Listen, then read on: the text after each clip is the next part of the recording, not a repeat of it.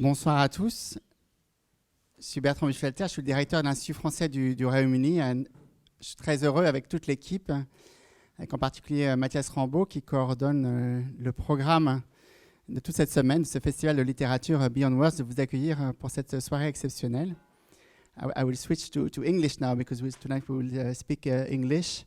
To tell you how much we are delighted together with the team to welcome you to the Institut Français for this third evening of our festival, Beyond Words, of our literature festival, Beyond Words.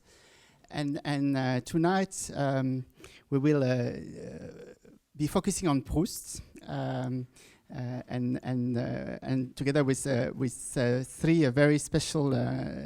four very special guests, we will discuss topics as different as Proust's relationship to the Jewish culture, his acute sensitivity to colors and sounds, his poetic vision, and his poetic vision of everyday things, the profoundness of his understanding of life and death, because such is the richness of his art. I'll say a few words about our guest tonight, and we had actually the pleasure to hold a meeting quite similar to this one, but it was a couple of months ago during it was not the lockdown, but it was like in different times, and so the meeting was not we were not all together in the same room. It was last June. But now we are very happy to host all our three guests together with us here in London. And we start with Antoine Compagnon, who is a member of the Académie Française. You've been recently elected to the Académie Française. Your research involves three main areas: the Renaissance, the 19th and the early 20th centuries, theory of literature and history of criticism. You've won numerous national distinctions and literary prizes for your landmark literary theory work. You are a member of the American Academy of Arts and Science, of the Academia Europea, and a corresponding fellow of the British Academy. And you've received honorary degrees of many universities, including King's College in London.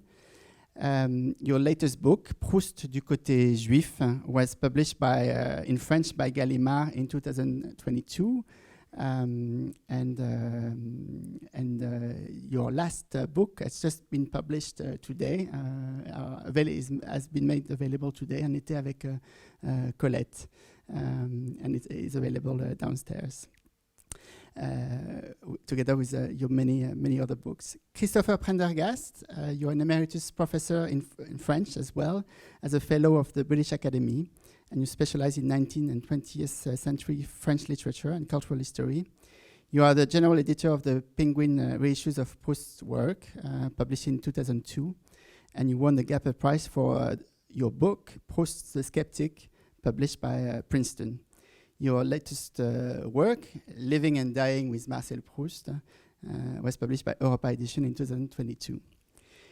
Louise Ferris will share this conversation.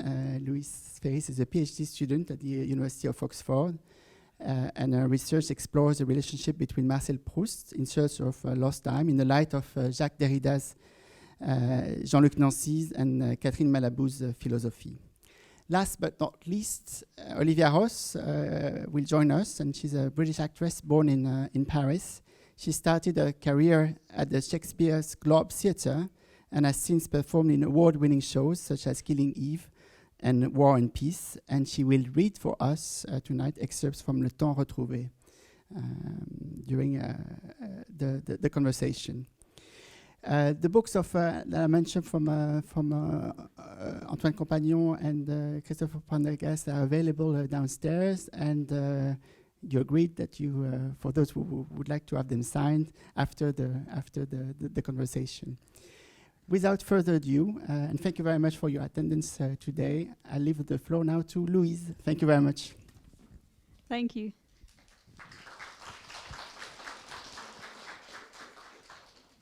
Thank you very much for those introductions, and thank you again everyone for coming today. Let me start by again welcoming Antoine Compagnon, a member of the Académie Française, Professor Emeritus at the Collège de France, and Professor at Columbia University. and Christopher Prendergast, Fellow of King's College, Cambridge, and Fellow of the British Academy. We will be discussing both of your books to commemorate the 100th anniversary of the death of Marcel Proust, looking at perhaps new readings of his monumental work. So to start off with, Antoine, your book kind of uncovers new approaches to Proust's portrayal of Jewish identity in particular, looking at early Jewish responses to his novel to revisit the perhaps more popular contemporary idea that he portrays an anti-Semitic or maybe self-hating view of Jewishness. So I wondered if you could talk us through some of those different approaches to his portrayal of Jewish identity that you found and that might challenge our view of his Jewishness in the novel. Thank you. Just to begin with, just a few words about being in London and speaking about Proust. There is always something very Proustian for me when I come back to London, which I haven't done for a couple of years because of the COVID. I spent the first 4 years of my life in London, not far from here, between here and Earl's Court. And I taught in this building for 1 year, about more than 40 years ago. And in fact, the first class I ever taught on Proust was at the French Institute in London when there was a licence de lettres. And we had to choose courses in the list of the Université of Lille. This institute was an annex of the University of Lille, and a professor in Lille taught a course on Proust and the arts, and so I taught a course here on Proust and the arts, and the professor at the end, whose name I forget, came for the exam to check that I'd taught the course that was expected. When I was teaching at the French Institute, the director of the institute was no other than Jean-Yves Tadier, who had written a dissertation, the first thèse d'état on Proust in France. So in a sense, it was awkward to teach Proust as a beginner while Jean-Yves Tadier was sitting in the office that I just saw downstairs. And I came at least once a week. We had a long discussion in his office about Proust and teaching Proust, and he didn't teach, and I did. But the consequence of that year of teaching in London is that we both left at the end of that year. I got a job at the University of Rouen, and Jean-Yves Tadier had finished this stint in London. And when he arrived in Paris, he was asked to prepare a new critical edition of the Recherche, the new Pléiade. And as we got along quite well in London, he asked me to edit one of the volumes, and I chose Sodom et Gomorrah. So it's thanks to this institute that I became a specialist of Proust, thanks to the friendship with Jean-Yves Tadier, which started here. And in fact, I saw Jean-Yves Tadier last Saturday giving a talk in Illiers-Combray, and told him that I was coming back to this building where we both worked more than 40 years ago. So it's been 40 years ago with Proust since my stay here. And the last book is the book you mentioned, Proust du côté juif. It's a topic that I'd been working on for many years. But what gave me the impetus to write this book was the COVID, in fact, 2 years ago, when I was stuck at home during the spring of 1920. I wrote it as a series and started publishing it on the site of the Collège de France, and then turned it into a book which came out this spring. So it's thanks to the pandemic that this book was written. why did I write this book? And why had I been puzzled by this issue for many years? The reason is that many readers of Proust and many critics of Proust nowadays tend to see in a number of passages in the Recherche traces of self-hatred, Jewish self-hatred, or even traces of anti-Semitism. For instance, in the description of the Jewish characters, the most famous being Swan, Bloch, and the whole tribe around Bloch, Nissim Bernard, the sisters of Bloch, and Rachel. I'd always been somewhat unconvinced by such readings of Proust, which, as I said, have become more and more common. And there were a couple of ways to try to I mean, when you write a book, you always have to, you need not to be strongly opposed to another view, but you need to want to make a difference. And I wanted to show that it was not exactly the right interpretation, and in a sense that it was anachronistic to read Proust that way. One way of demonstrating that Proust shouldn't be read that way was to look at how his novel had been read in the Jewish community when it was published. What were the reactions to the first reading of Proust in the Jewish community? And it led to many surprises. In fact, it's a book on Proust's Jewish identity. And there are, in fact, two threads that are followed in the book. One is the reception of Proust's novel in the Jewish community in the 1920s and 30s, before what I describe as an anachronism, which is our way of reading anything that has to do with anti-Semitism after the Second World War, after the Shoah, which is one of the reasons for the anachronism. So there's this thread. The other thread is looking at Proust's involvement in his mother's family. Proust is born in a family where the father belongs to the Catholic tradition. He was born in Illier, educated in a very traditional Catholic fashion. He is probably a free thinker. Proust's father, who is a notable of the Third Republic, as a notable of the Third Republic, he is a free thinker. And Proust's mother is born in a Jewish family from Alsace that moved to France, to the Paris region, Alsace being, of course, part of France, moved to Fontainebleau, in fact, after the Directoire, when the French citizenship was given to the French Jews.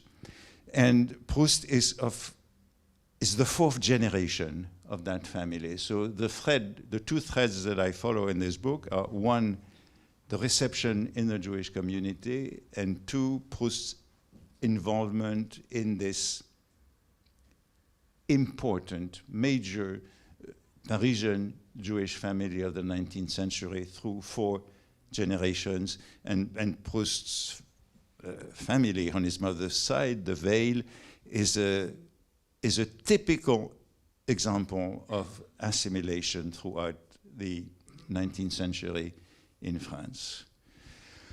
On the side of the Jewish reception, one surprise was to discover that as soon as Proust died, in November 1922, which is the reason for these extraordinary celebrations of this year, which I didn't expect. I'm still, completely overwhelmed by the extent of those celebrations. As soon as Proust died, on November 18, 1922, there were a number of obituaries that were published in Zionist journals, which immediately, in a sense, appropriated Proust as a major writer, French writer, influenced by his Jewish side, the side of his mother. It had never been mentioned before Proust died that Proust was half Jewish, demi-juif, as was said, a qualification that we probably wouldn't use today, demi-juif. But this is how he was labeled at the time. Nobody, as far as I know, I've never found any trace of any review of Proust before 1922 that mentioned the fact that he was half Jewish. Proust's name was listed in the Libre Parole, Drummond, the anti-Semitic daily of Edouard Drummond, in 1898, among a number of young intellectuals under the title Les Dreyfus intellectuels, those who petitioned in favor of Dreyfus, and the name of Proust is in that list, which probably didn't please his father very much. His father was not Dreyfusard. Proust, his brother, his mother were. Proust and his brother signed one of the first petitions in defense of Dreyfus. Proust would later claim in 1919, after the war, when he was becoming a major canonical writer, that he was the first Dreyfusard.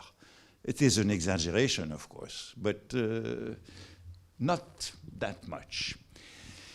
In any case, as soon as he died, a number of young Zionists reclaimed Proust. And what was very striking is that one of these obituaries is in the Jewish Chronicle. The Jewish Chronicle is a British weekly, the weekly of the British Jewish community. The Jewish Chronicle is the Jewish publication that has been published continuously for the longest period, from 1841 until today. The Jewish Chronicle is the publication where the Balfour Declaration was published. So it gives you an idea of the importance of that publication. And it has two very long pages of an obituary of Proust. Because then it is taken up by the Jewish Agency, this obituary of Proust is published in every weekly Jewish newspaper in the United States. Each community, Philadelphia, Pittsburgh, Denver, St. Louis, Chicago, has a weekly newspaper. And in 1922-23, there is a very long obituary on Proust under the title Marcel Proust, His Jewish Traits. So the idea that in the novel there is something that is indebted to the Jewish side of Proust. One of those who insisted most on that side is the novelist Albert Cohen. Albert Cohen, who was very young, he was 20 at the time. He was an employee of the Zionist organization, paid by Weizmann. And in the 1920s, 1922, 1923, he was an enthusiast of Proust, passionately enthusiastic of Proust, and he insisted on what he called the contribution of the esprit juif, Jewish spirit to the work of Proust, which meant skepticism, relativism, mobility, movement. Everybody compares at the time. This is the comparison between Proust, Montaigne, and Bergson. There is the idea that Montaigne is also half Jewish, that Montaigne's mother was a Maran from Spain through Toulouse. So the comparison is there all the time. And Albert Cohen's argument is that l'esprit juif was necessary to alter the sécheresse française, the French rationality and dryness, which is always associated with French classicism. So what is new in Proust is the Jewish side of Proust. I don't want to be too long, but as you see, the reception of Proust in the 1920s shows us, I think it demonstrates that it is a misunderstanding, an anachronism to see in a number of descriptions in the novel either self-hatred or anti-Semitism. If the most political of the Jewish readers of Proust in the 1920s, on the contrary, used Proust as propaganda for Zionism and for Jewish pride. Proust, as his mother being Jewish, is Jewish for the Jews, and certainly for the anti-Semites. We call him a demi-juif. In André Spear's book, it's a book called Quelques Juifs et demi-juifs, some Jews and half Jews. There's a chapter on Proust. But of course, for those admirers of Proust in the 1920s and 30s, Proust is a Jew. And the Jewish side is the side that allowed him to make a difference with the tradition of French literature. Of course, one shouldn't exaggerate. Proust is baptized, and he is a Catholic. If you give me my book, I will read the quotation which I placed on the cover, which is a very important declaration. Proust writing to Montesquieu during the Dreyfus affair, a day after Montesquieu probably said a number of anti-Semitic propositions. Si je n'ai pas répondu hier, if I didn't respond yesterday, à ce que vous m'avez demandé des Juifs, to what you asked me about the Jews, c'est pour cette raison très simple. It is for this very simple reason. Si je suis catholique comme mon père et mon frère, if I'm a Catholic like my father and my brother, par contre, ma mère est juive. On the contrary, my mother is Jewish. When I was in primary school, I was taught that one should never say par contre. One should say en revanche. So you understand that Proust says par contre very deliberately. En revanche wouldn't be enough to object to what Montesquieu said the day before. So, well, let me stop here. Yes, I think, Chris, you had a question about that letter on the cover of the book. I don't know if... Well, I did, yes, throw it into the pot. Just to mention that Antoine and I were recently in email communication, and we very kindly got Gallimard to send me a copy of the book.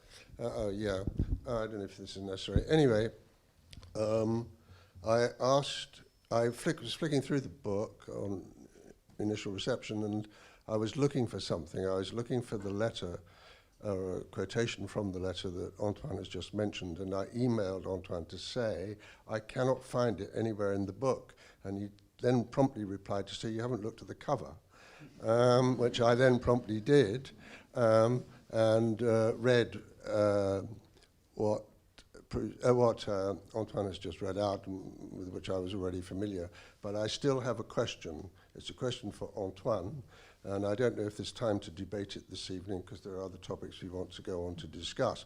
But it's this. Perhaps my memory deceives me, but I think I recall that letter to Robert de Montesquieu, notorious anti-Semite, says something like the following, in addition to what Antoine just read out, that I have things I would say about the Jews, were it not for the fact that were I to do so, I would risk offending my mother, or something like that. It's not. And wait a minute, but if there's something like exactly that, like that that. complicates the picture enormously.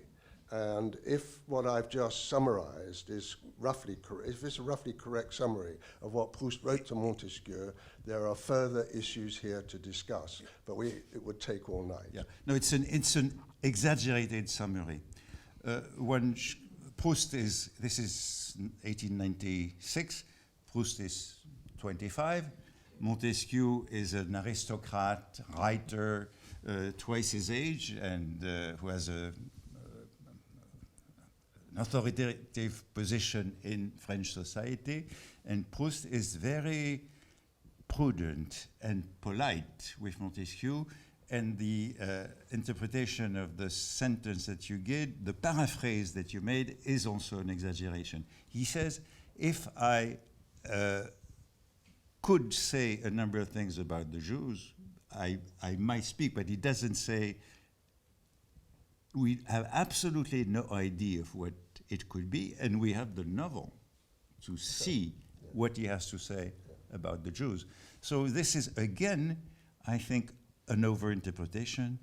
And again, we have to be very careful about not being anachronistic when we read on such issues as anti-Semitism and Jewish identity.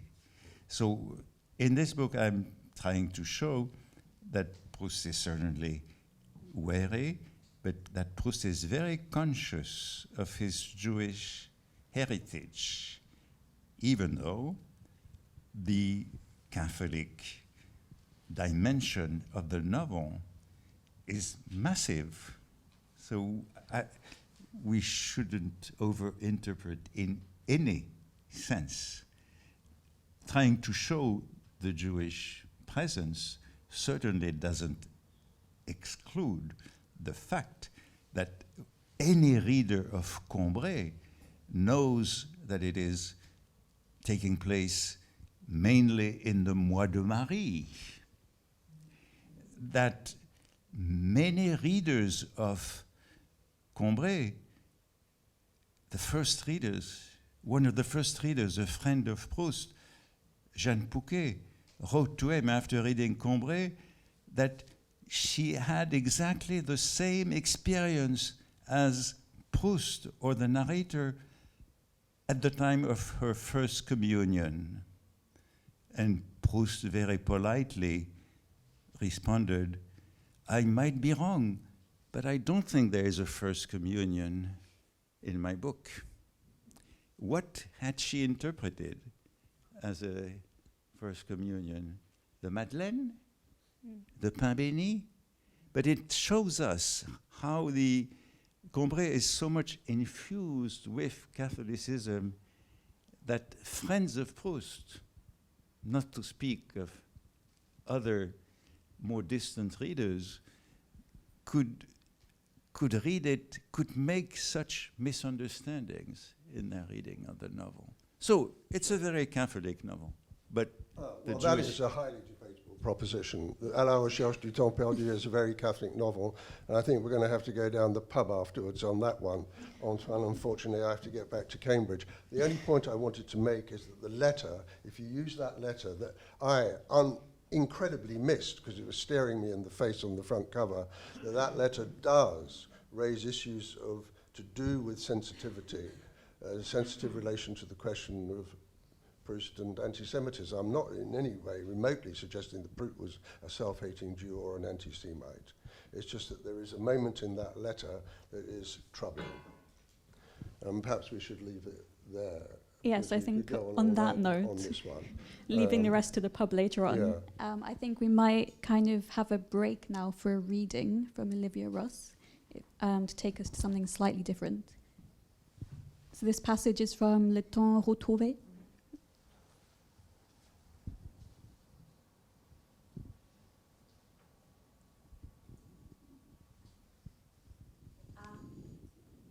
Si Albertine avait vécu, qu'il eût été doux, les soirs où j'aurais dîné en ville, de lui donner rendez-vous dehors sous les arcades. D'abord, je n'aurais rien vu. J'aurais eu l'émotion de croire qu'elle avait manqué au rendez-vous. Quand tout à coup, j'eusse vu se détacher du mur noir une de ses chères robes grises, ses yeux souriants qui m'auraient aperçu, et nous aurions pu nous promener, enlacés, sans que personne nous distinguât, nous dérangeât, et rentrer ensuite à la maison. Hélas, j'étais seule, et je me faisais l'effet d'aller faire une visite de voisin à la campagne, de ces visites comme Swann venait nous en faire après le dîner. Sans rencontrer plus de passants dans l'obscurité de Tansonville par ce petit chemin de halage jusqu'à la rue du Saint-Esprit, que je ne rencontrais maintenant dans les rues devenues de sinueux chemins rustiques, de la rue Clotilde à la rue Bonaparte. D'ailleurs, comme ces fragments de paysages que le temps qu'il fait modifie n'étaient plus contrariés par un cadre devenu nuisible, les soirs où le vent chassait un grain glacial, je me croyais bien plus au bord de la mer furieuse dont j'avais jadis tant rêvé que je ne m'y étais sentie à Balbec. Et même d'autres éléments de nature qui n'existaient pas jusque-là à Paris faisaient croire qu'on venait, descendant du train, d'arriver pour les vacances, en pleine campagne. Par exemple, le contraste de lumière et d'ombre qu'on avait à côté de soi par terre les soirs de clair de lune. Celui-ci donnait de ces effets que les villes ne connaissent pas, même en plein hiver. Ces rayons s'étalaient sur la neige qu'aucun travailleur ne déblayait plus, boulevard Haussmann, comme ils eussent fait sur un glacier des Alpes. Les silhouettes des arbres se reflétaient, nettes et pures, sur cette neige d'or bleuté, avec la délicatesse qu'elles ont dans certaines peintures japonaises ou dans certains fonds de Raphaël. Elles étaient allongées, à terre, au pied de l'arbre lui-même, comme on les voit souvent dans la nature au soleil couchant, quand celui-ci inonde et rend réfléchissantes les prairies où les arbres s'élèvent à intervalles réguliers.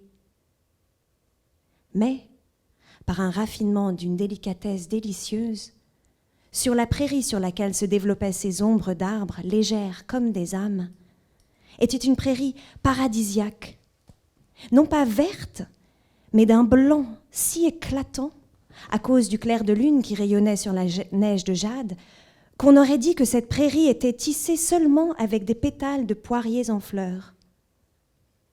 Et sur les places, les divinités des fontaines publiques, tenant en main un jet de glace, avaient l'air de statues d'une matière double, pour l'exécution desquelles l'artiste avait voulu marier exclusivement le bronze au cristal.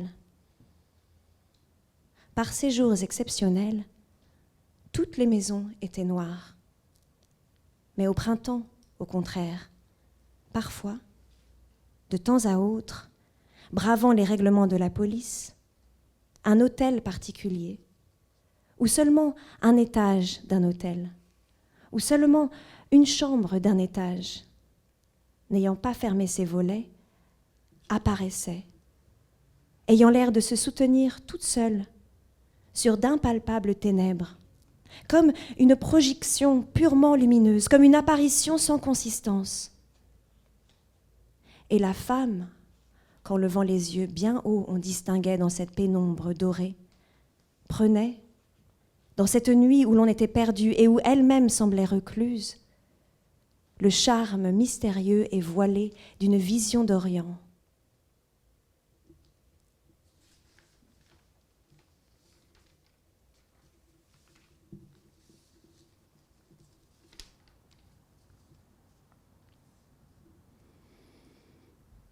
Ah, if Albertine had been alive, How lovely it would have been, on evenings when I had dined out, to arrange to meet her out of doors beneath the arcades. At first I would not have seen anything. I would have had the pang of thinking that she had failed to come.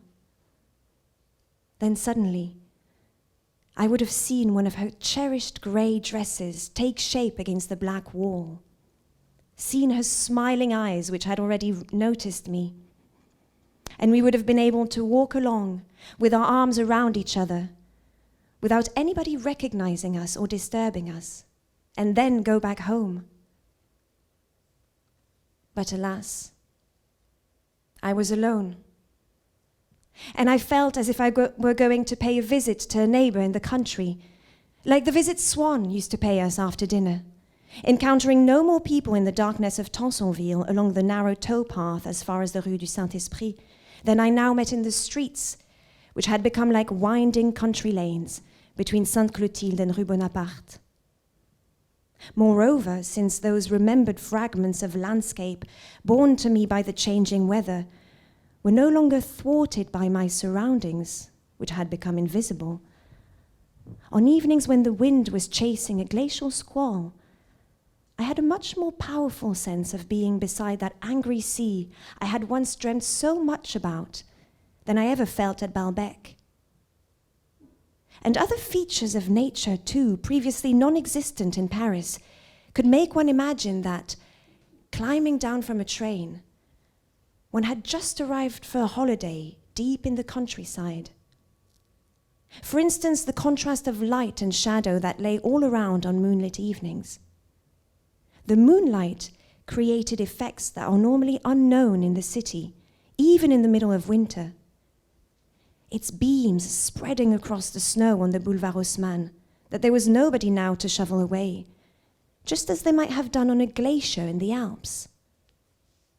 The outlines of the trees were revealed, sharp and pure against the golden blue snow, with all the delicacy of a Japanese painting or a Raphael background. As shadows, they stretched out over the ground from the very foot of each tree, as one often sees them in the country when the rays of the setting sun flood the meadows, creating reflections of their evenly spaced trees. But by a wonderfully delicate subtlety, the meadow over which these tree shadows, weightless as souls, extended, was a paradisal meadow, not green, but of a white so dazzling by virtue of the moonlight which shone onto the jade snow, that it might have been woven entirely from the petals of flowering pear trees. And in the squares, the divinities of the public fountains, holding jets of ice in their hands, looked like statues made of some twofold material, for whose creation the artist had set out to make a pure marriage of bronze and crystal. On rare days such as these, the houses were all completely dark. But in the spring, on the other hand, every now and then, in defiance of police regulations, a private townhouse, or just one floor of a house, or even just one room of one floor, not having closed its shutters, appeared, as if independently supported by the impalpable darkness, like a projection of pure light, like an apparition without substance. And the woman whom, lifting up one's eyes, one could make out in that gilded shadow, took on, in this night in which one was lost, in which she too seemed cloistered, the veiled and mysterious charm of an oriental vision. Thank you very much for that.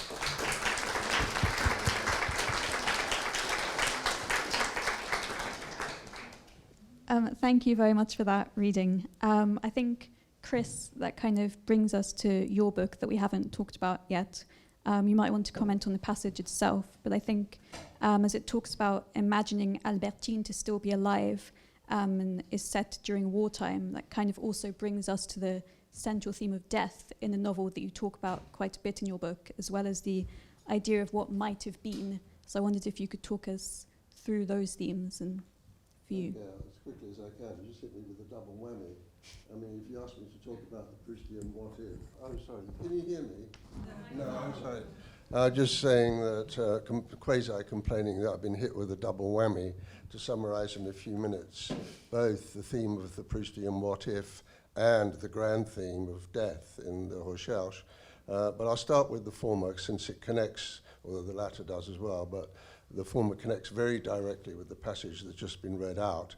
It's a long, extended what-if fantasia, or in the technical jargon, it's an extended counterfactual. And the novel, not only the novel, but also the manuscript body, both are absolutely saturated with what-if scenarios, most of which don't come off, but then it is in the nature of counterfactual, imagining that what is imagined, generally speaking, doesn't come off. Albertine is a key focal point for the counterfactual in Proust. There are so many of them that they constitute what in the book, I devote a whole chapter to this, incidentally, in the book, under a title that I'll come to in a second, but I talk briefly about what I call the Albertine collection, and there are so many of them that your mind actually ends up in a kind of spin of what might have beens. And the what might have been is the title of the chapter, and that has a particular source. It is the key source for asserting Proust's interest in counterfactual thinking. It's a poem by the English poet Dante Gabriel Rossetti called A Superscription, the opening line of which is, "Look in my face, my name is might have been." And Proust read this poem in translation. He became absolutely haunted by it. He returns to it on many occasions in the correspondence, in a set of terms that suggest he was completely hooked on it. Now, how does one then start to map this interest in the counterfactual? How to map it in the novel? Well, there are various ways of doing it. Albertine is one focal point. There are many others, but the one that mattered most to me concerns the sacred Madeleine. And there is a feature of the Madeleine episode that is rarely highlighted. Remember, the experience of the Madeleine experience, that moment, provides what is essentially the cornerstone of the whole narrative edifice. Without that, you would have no recherche. That's a bold speculation, but I think it's a reasonable one. Well, when the narrator talks to us about that experience, he uses a word no less than 3 times, chance. It was a matter of chance that this happened. And it will always be a matter of chance that this kind of thing happens.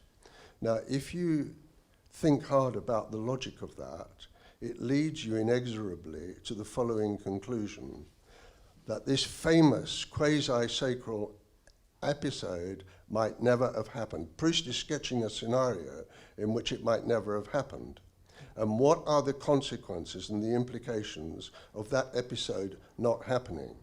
Does it mean, it certainly can mean, that there would be no recherche, à la recherche du temps perdu, that the whole thing is swathed in an atmosphere of irreducible contingency? And then turn to the other feature of the same episode, the cup of lime blossom tea. Well, remember, there's a detail in the presentation of that which often escapes discussion, namely that the initial reaction of the narrator is to reject the offered cup of tea on the grounds that he doesn't particularly like tea. And it's a motif that also crops up in the sketches in the Contre Sainte-Beuve. And remember then finally, in conclusion, that Samuel Beckett, in his great essay on Proust, claims that the entire world, Proust's world, comes entirely out of a teacup. Well, if you don't have the teacup, because the young narrator has refused, has declined the cup of tea, then does that mean you have no recherche? Now, here's a hypothesis that I leave suspended, but is one that I think that's worth paying attention to, and it's also, just to conclude, one of the reasons why I desert the cause of the sacred Madeleine and instead devote much of a chapter to a homage to the croissant. And I can talk about that if you want me to, but I'm not sure we have time. Can I react to that? Yes, of course. Yes, Chris insisted on chance. There's a notion which is very popular nowadays, And I think it is very important in Proust, and to correct this notion of chance and counterfactual, it is the notion of serendipity. All Proust is about serendipity, which means recognition. All Proust is about recognition. The Madeleine is recognition, recognizing that something is happening. Serendipity is not a happy chance. It's the faculty to recognize that something has been offered and that we can bet on. So I wouldn't call those episodes that you called counterfactual. In a course at the Collège years ago, I called them loose threads.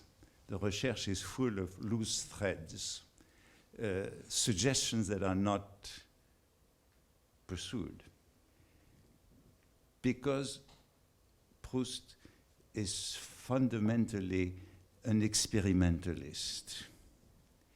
And I think it is a misunderstanding to invest too much in the Madeleine.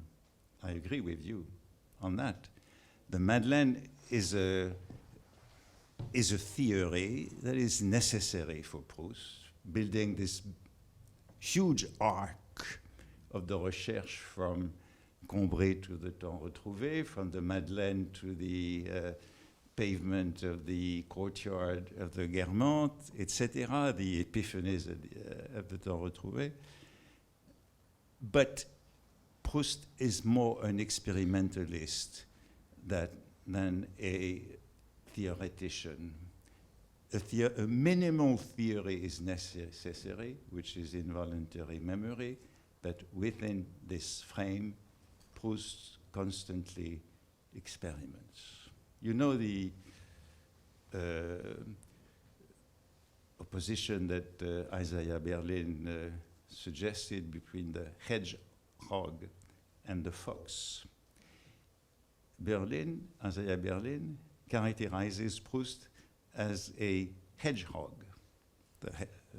Remember the poem, the fox has many ideas, but the hedgehog has only one great idea. So he assimilates Proust to a hedgehog, the idea of involuntary memory, the idea of time lost, time regained, etc. I think this is a mistake. Proust is a fox. Proust is an experimentalist who wants to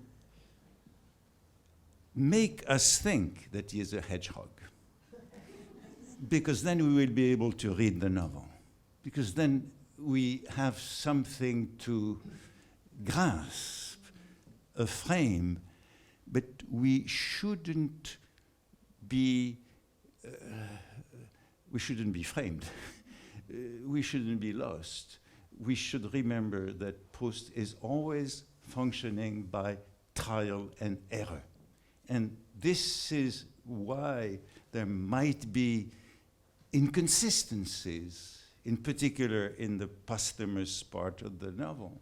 It's inconsistent because he's trying new avenues. He's trying new. Proust proceeds always. I mean, think of the Paprol. The Paprol is a collage. So he's always functioning that way. It's not William Burroughs, but there is something in Proust of the experimentalist that he never ceased to be until the night of his death, where he was completely refashioning the end of the novel. So if he is a fox and not a hedgehog, I will insist on serendipity as opposed to chance, which is really the competence that some of us have to recognize the sort of gift, innate sense that something is given, something is given like a Madeleine. So I think I would disagree. If the circumstance of the Madeleine had been lost, there would have been another circumstance for a fox. Well, that is, Antoine and I have known each other for thousands of years, and it's a miracle when we agree on anything, so please take that into account. But it's all very amical. And look, the point about the Madeleine is that it is a miracle, and it comes out of nowhere. And there was an option built into the text for it not to have happened. And if we fast forward to the other episode that Antoine mentioned, namely the stumble in the Guermantes courtyard, which triggers the whole stream of sensations that in turn become epiphanic revelations, that too, interestingly, is characterized as an event based on pure chance. And I mean that textually. If you go back to the episode, you will find the echo of the Madeleine and also the echo of the use of the word chance. And I think there is a whole debate to be had about or around the philosophical difference between randomness and serendipity. That one is up for grabs, and I'm just going to leave it there. Yes, thank you. I wonder whether there could be a sense of creating something necessary from a nonetheless contingent world in that sense, if there's a feeling of necessity. Oh yes, I mean I agree entirely with Antoine that the reason the Madeleine episode is there is because Proust needs it. In exactly the same way that in the Guermantes library, while he's waiting to go into the party and he's looking up at the bookshelves and he randomly, ha ha ha, what an adverb, he randomly pulls down what book? It happens to be François Le Champy. Now, the chances of that happening in a library as well stocked as the Guermantes library, well, I don't know how to compute them. But once again, it's been engineered because it's needed. Of course, everything that happens in the recherche happens because it's needed. And it's needed for artistic reasons. But there is a bedrock of what in another book, not this book, I call Proust's skeptical doubt about the foundations of what it is that he's doing. And it's a questioning process, one form of which, or one form of expression of which, is the counterfactual might not have been. The negative form of the sentence he encounters in the poem by Rossetti, look in my face, my name is might have been, it's also look in my face, my name is might not have been. On that note, I think we might have about 5 minutes for questions, if anyone has maybe one or two questions. One question. Yeah. Just a couple of things about Judaism. Would your thesis about the Jewish nature of Proust be supported by early French literary criticism of Proust, like Camus, for instance?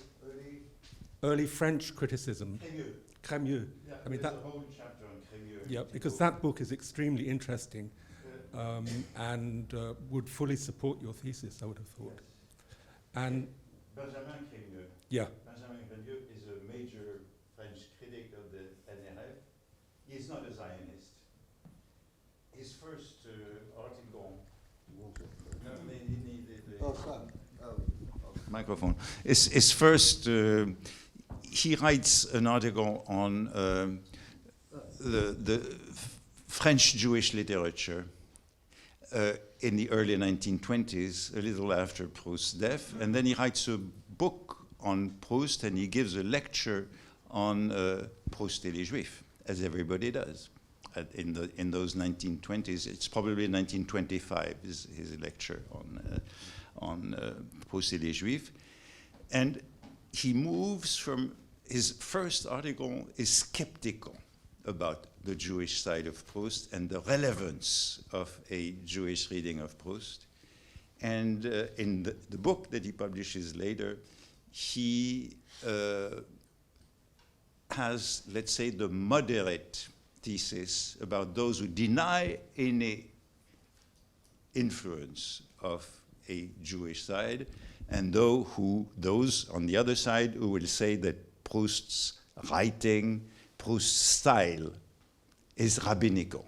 So you really have the two sides of some critics who will say that there's no relevance whatsoever to that reference, and those who will say that with pride, before Céline will mock Proust, still Talmudic, but initially Cohen did it with pride, sort of rabbinical style in Proust, the complexity of the Talmud. Crémieux is really a man of the middle. From that view, he will accept a certain influence but not exaggerate that influence. Probably, one of the explanations I have is that he is the only academic of all those critics. So his position is probably more perhaps funded on the text and more. He exchanged some letters with Proust. What? He exchanged some letters with Proust too, didn't he? He exchanged some letters with Proust. Yes, absolutely. Crémieux. I mean, by the way, the first critic who insisted on Proust's rabbinical style was the director of the Institut Français in London, Denis Seurat, the first director. We owe to the director of the Institut Français the thesis of Proust's rabbinical style, which was a terrible over-exaggeration, because there is absolutely no ground to justify such a position. But Denis Seurat had already found a Jewish influence in William Blake and in Milton, on whom he had written his thesis. So Proust was not his first attempt to show the influence of Judaism on various authors. But it's a strange twist in the history of the French Institute. Yes, great. Thank you very much. I think with that, that's all we have time for. So can you join me in thanking Chris and Antoine for talking to us today?